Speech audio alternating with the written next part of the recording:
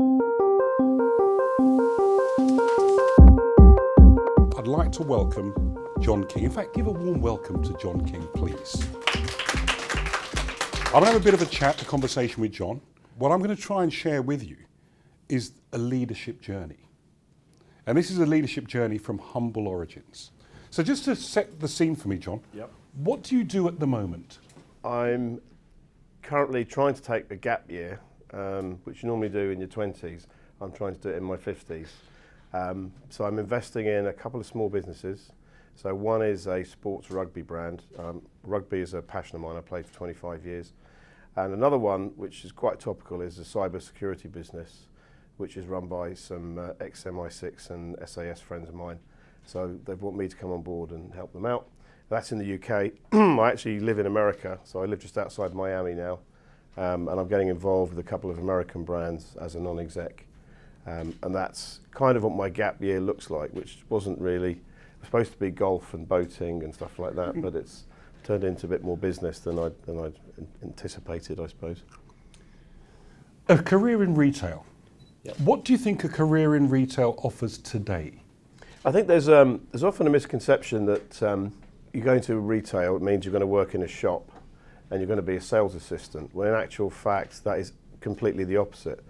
And when I used to walk people around House of Fraser's store support centre, which is head office in other language, but we called it store support centre, which is in Baker Street. There's 500 people in there. And I'd say in here, in this building, we've got lawyers, we've got accountants, we've got logisticians, we've got fabric designers, we've got clothing designers, we've got buyers, we've got merchandisers, we've got web analysts, we've got web designers, we've got treasury people, we've got finance people. So actually retail gives you a diverse choice of different careers, and certainly through my career in retail, I've worked on the shop floor, I've been a store manager, I've run a distribution centre, I've been a buyer, I bought fruit, I bought women's underwear, I bought men's jumpers, I've bought homeware, I've been a buying director, I've been a trading director and a CEO. So for me, retail, and it's a people business, and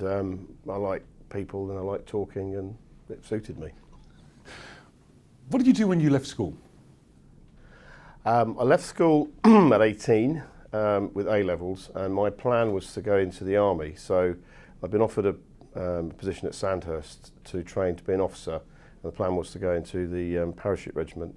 But I had a parachuting accident about a month before I was due to join, so I couldn't actually go in. It wasn't that bad, but I couldn't run around with an 80-pound pack and a rifle up a hill. So I still had an option to go to university to do chemistry, which as time passed from my A-level to when I could join university, I thought I don't really fancy chemistry. So I joined Sainsbury's management training programme, which was an 18-month programme. I got through it in 9 months, got promoted, and that was the start of my retail journey in Watford in 1981. You did it in 9 months and you got promoted. What did they see in you? I don't know, actually, to be honest with you. I think it was probably the fact that I was willing to work hard, go the extra mile, and the fact it came.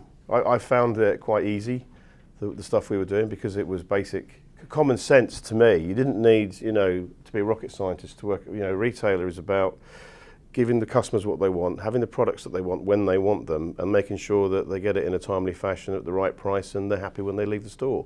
So you make it sound dead simple. It's a simple idea, but it's actually very difficult to execute, and you have to execute it every day in every way. So particularly now in the digital age, so whether the experience is online or it's in the store, that consistency has to be there. So you're on your way now. You've been promoted at Sainsbury. Where do you go to? I went from stores into buying, but I was only there for 5 minutes, and then I went to Marks and Spencer in 1986. Explain buying. What is buying? The buyer is responsible for procuring, first of all, deciding what goes in the store. So, if you're a supermarket, clearly you were selling food and non-food products in those days.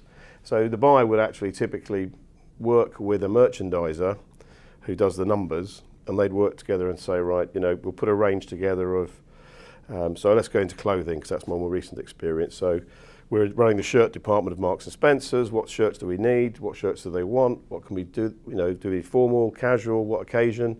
And you put together a budget, and then you work then with the stores to actually put it into the stores and sell it.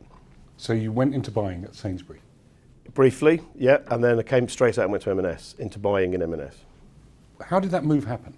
I applied for a job at Marks and Spencer because in the mid-80s, Marks and Spencer was the #1 retailer, and it was the place to go. And that was where I met you. Yes.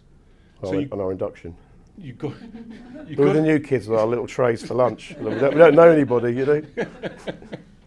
So you got into Marks and Spencer. Mm-hmm.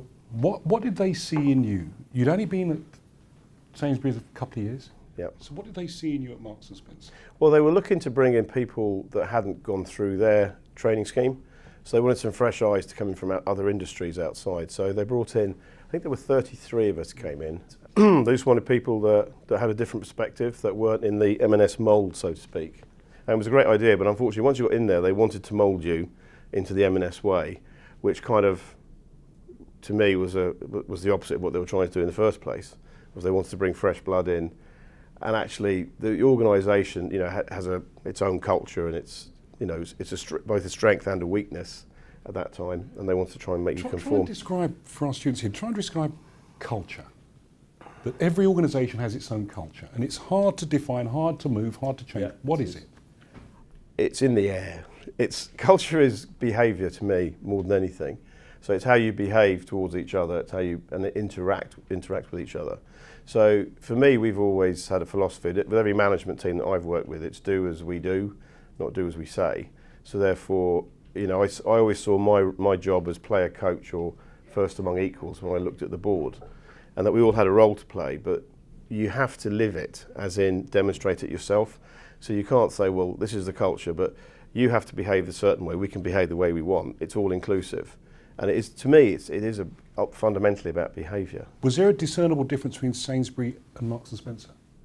Yeah, there was. I mean, there was a technological difference in that Sainsbury's were probably 10 years ahead from a technical perspective, technology perspective.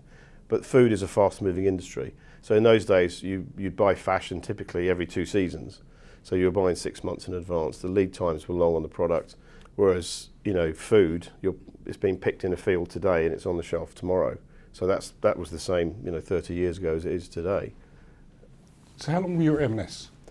About 2.5 years. I didn't really fit the mould, shall we say. Whilst I did all right there, I just didn't see myself.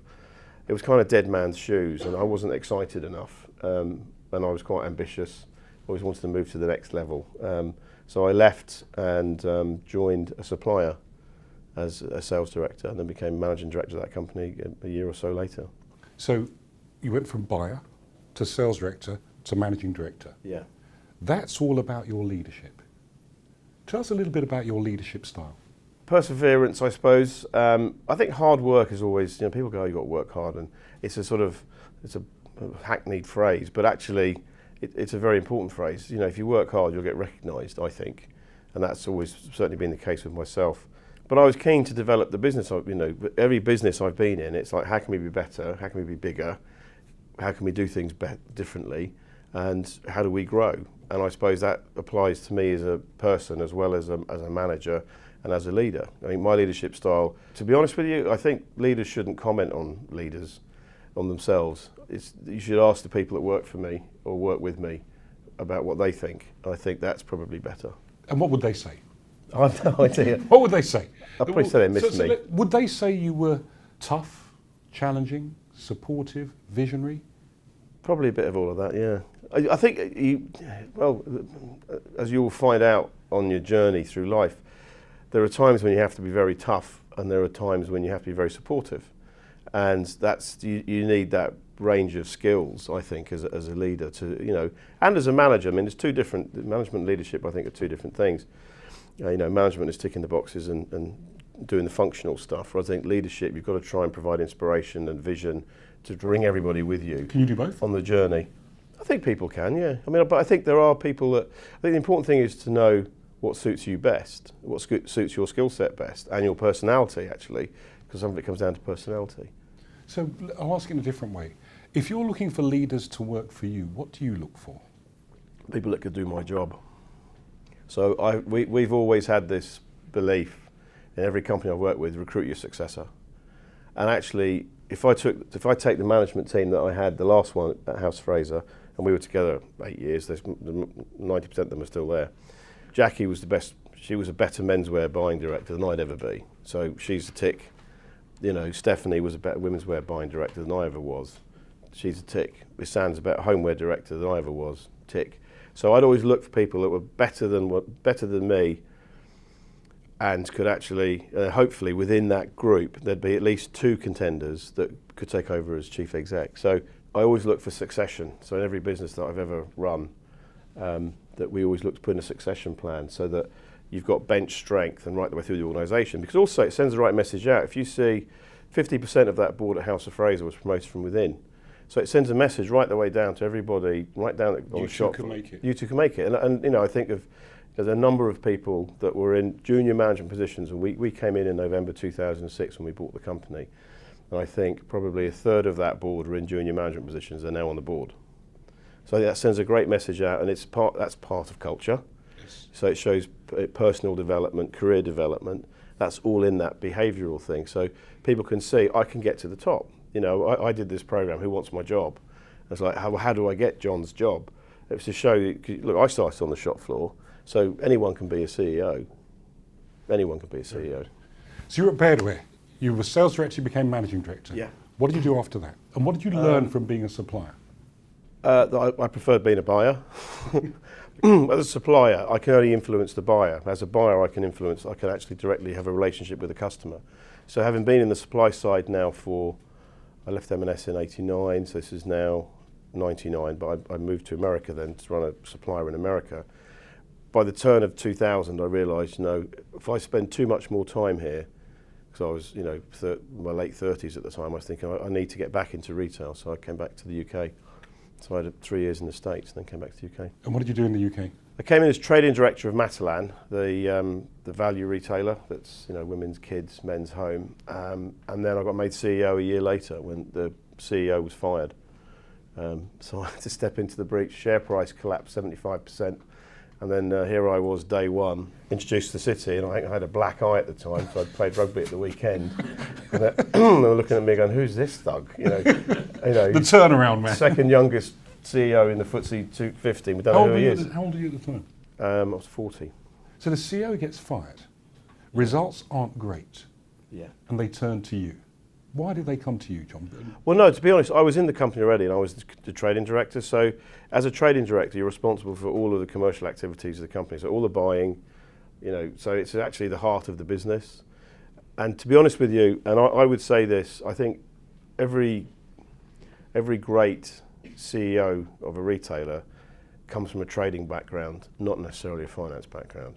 And that might be a sweeping statement, No, but I think you need to have a trader at the top. You need to have a strong CFO, but I think you need to have a strong trader at the top that understands what it's about. Were you ready to be chief executive? Of a public company, probably not, I would say at that time. I'd been an MD of you know, companies that had 2,000 or 3,000 employees. I mean, we had 25,000 employees. So Were you scared? Were you afraid? Were you anxious? probably, yeah. I think all of those emotions, I can remember them, but I used to try and leave them on the rugby pitch on a Saturday afternoon. But you wanted it? Yeah, I did, because it was a challenge. And I took over, the share price was 50p, and we set about a plan. We were in a highly competitive market. Bear in mind, this is now 2003. So you've got Primark on the ascendancy, we've got Georgia Asda, we've got Tesco, Sainsbury's had come in with their 2 range. So that space was getting very crowded. So we took a decision as a management team to focus on generating cash and profit rather than chasing sales. You know, anybody can sell a £10 note for £7. So we didn't want to get into the discount wars. So we said, let's focus on profit, let's focus on cash. So You're telling the city that we're not going to throw ourselves into this competition. It's a race to the bottom of the ocean. How did they receive a message like that? the message we gave them was, we're not going to buy sales. But what we are going to do is return cash to shareholders, and we will, because we're not going to spend cash that we don't need. The business was throwing off a lot of cash, and we said we'll focus on progressive dividend policy. And then we ended up selling the business back to the founder. So share price, we sold it for just over £2. Wow. So 4 times more than the share price. How long were you in charge for? Three and a bit years, yeah. 3 tough years. 3 interesting years. What did you learn? I learned how to handle a city and the press. As my PR advisor said to me, your ready wit can sometimes be a bit too ready with my comments, and you've got to be very careful about that, and I'm sure it'll come out this evening's. Did you make any big mistakes? I remember we made one enormous one actually, and it was myself and Ewan Sutherland, who's now the CEO of Superdry, Nick Beaton, who's now the CEO of ASOS, and Roger Burnley, who's now COO of Asda. That was our management team, and we decided that we wouldn't do. We sent out this discount catalogue every 2 weeks at Matalan, 25% off, and we got a massive spike in sales. So our sales would go, be like this, and then they go up 25% for 2 weeks, then down. But it cost a fortune. So we said, why don't we just take it out for a week, and we'll just turn it off, and we'll just save millions on marketing and all the rest of it. And it was an unmitigated disaster. So we were like, turn it back on, what have we done? What, sales just slumped? We were messing with them. People just went, well, we're not coming in. So the footfall just dropped. So we had to go back out. Fortunately, we could turn it on pretty quickly because it was all in-house. But it was us trying to mess with the model, and that model clearly worked. And with hindsight, what we should have done was taken a region of the country, like part of Scotland or South Wales or Northern Ireland, and tested it in a smaller market, reduced the marketing budget and done it there, which was exactly. So to be fair, we learnt from that lesson, which was anything else we did to mess with the model, we did it in a remote TV area so we could check from the advertising and what we'd spent, what kind of return we got. And so if you want to fundamentally change a business, start with a trial. So you sold it back to the owner, founder. yeah, John Hargreaves, yeah. Did you think about staying? No. Why? It was time. I was looking to go back to the US, so I actually had a couple of job offers back in the US. What did you like about the US as opposed to working here? I just had more freedom to get stuff done. Culture? Legislation, culture, it's getting tougher now with the way they're moving more to the left as a country, but certainly it was easier. And people had a sort of get up and go attitude, and people are ambitious, and it was, you work with people, you said to them, well, do you want my job? Yeah, hell yeah. And it's like, how are you going to get there? So it just suited my personality, I suppose. So why my wife, House of Fraser? well, see, so my wife, who is American, was ready. I told her, look, we'll go over to England. I'll be there a couple of years. So we're now here 4 years, and so I get offered a job, one in Chicago, just outside Chicago, one in Toronto, and then I bump into Don McCarthy, who is leading the buyout of House of Fraser, and Don's a London Irish boy like myself, and we just had a chat for 3 hours, and he goes, look, put some money in, it'll be a laugh. That was his pitch to me, and he goes, look, we can turn it around. Look at it. Look at the real estate. Look at the opportunity. There's a gap in the market, which we both agreed. How many stores were then roughly? About 64, couple closed, couple of natural lease expirations and so on. So it's still been in that 62, 64 area. So I said to the wife, I said, look,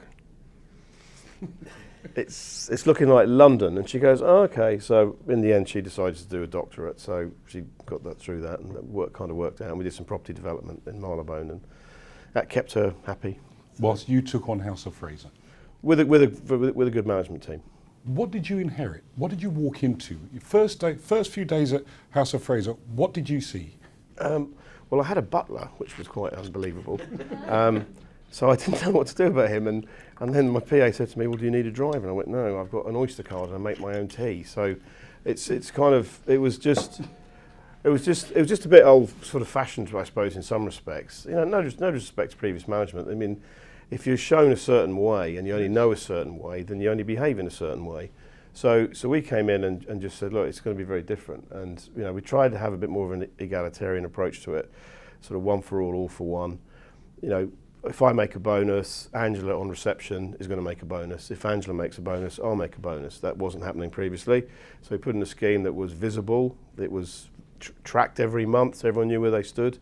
We also set about, simple business plans. So we had one vision, 5 values, and 4 pillars of the business, which are your default settings as to what we're trying to do with the business.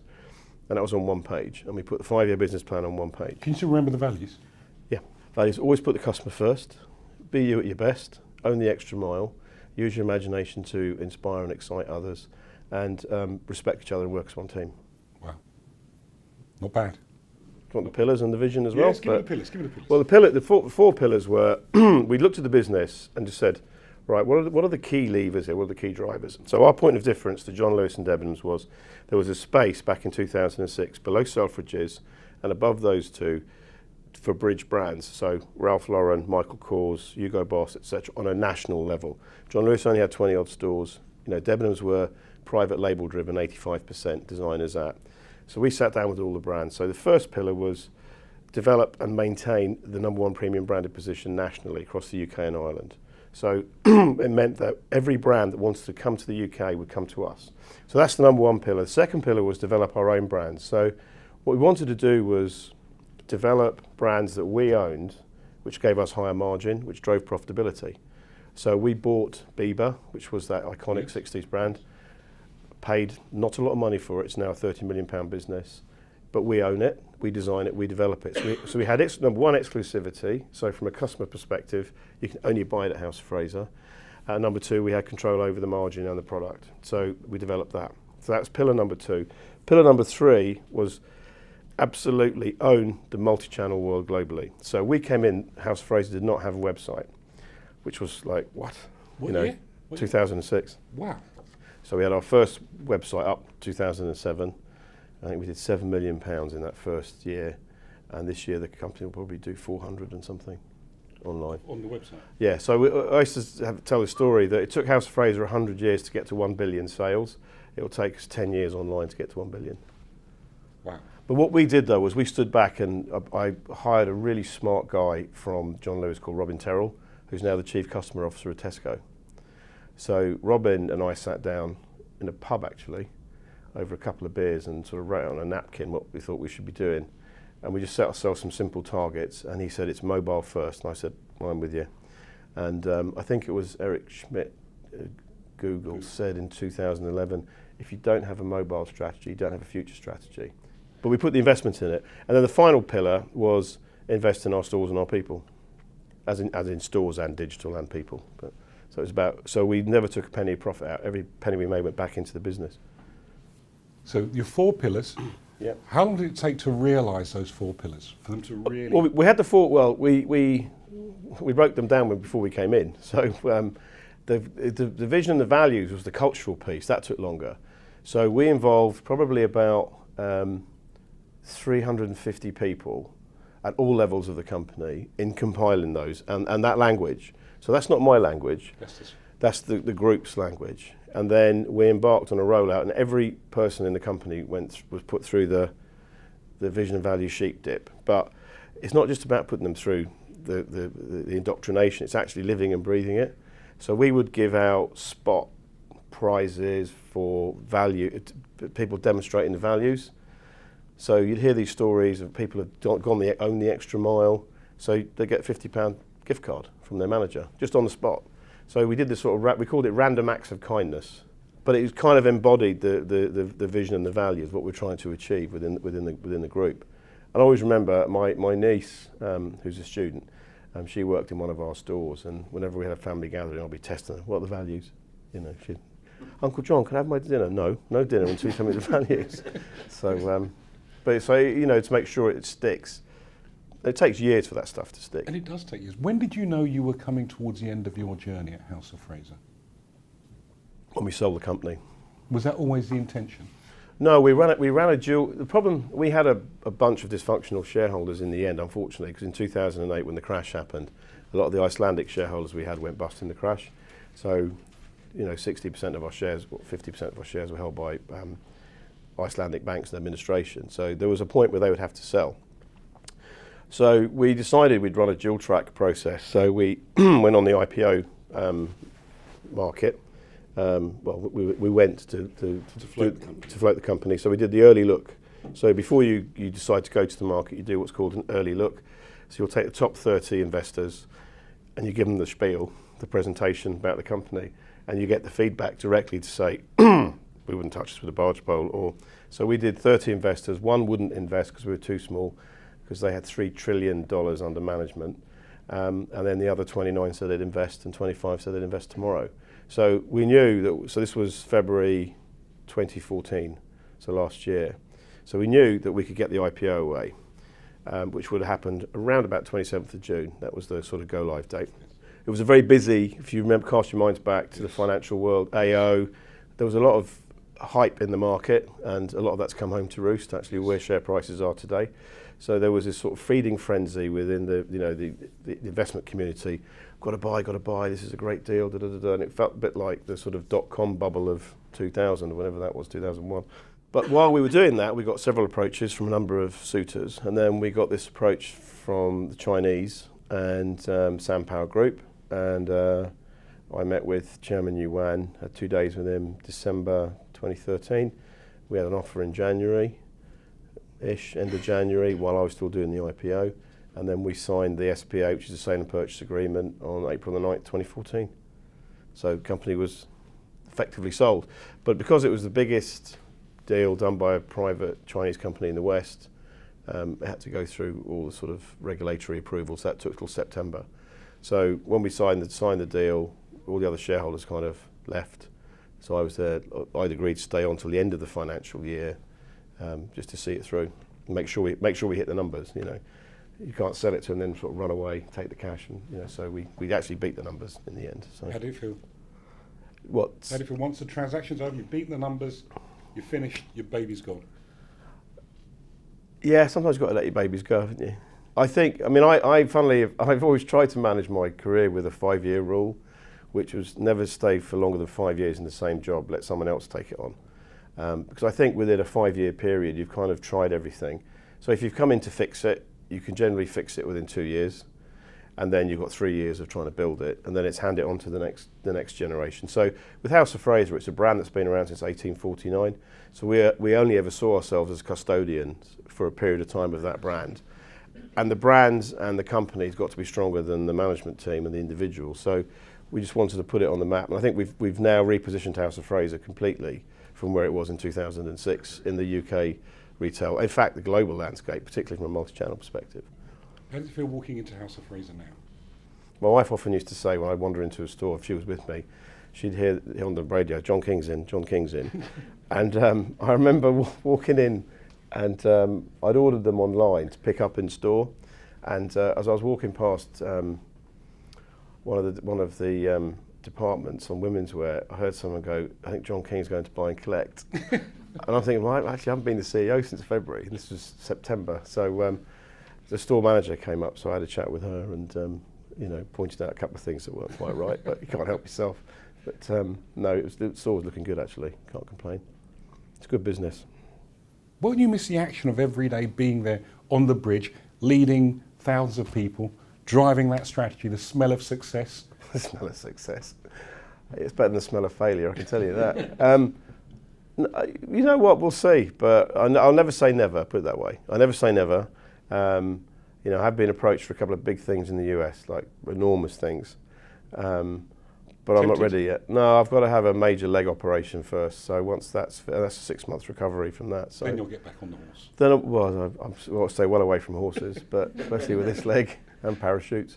But no, I think that I just want to invest in a couple of little things. I want to work with my mates on a few things and help a few businesses grow, and then some charitable stuff that we do and some conservation stuff that I've just got involved in. And then I'll see where I am in 12 months' time. And we'll just watch this space, I suppose. It's very rare you get the chance to speak as intimately, as closely and as honestly as we had with someone who's clearly, despite the bad leg, at the top of his game. Please join me in thanking John King for a fascinating interview. Thank you.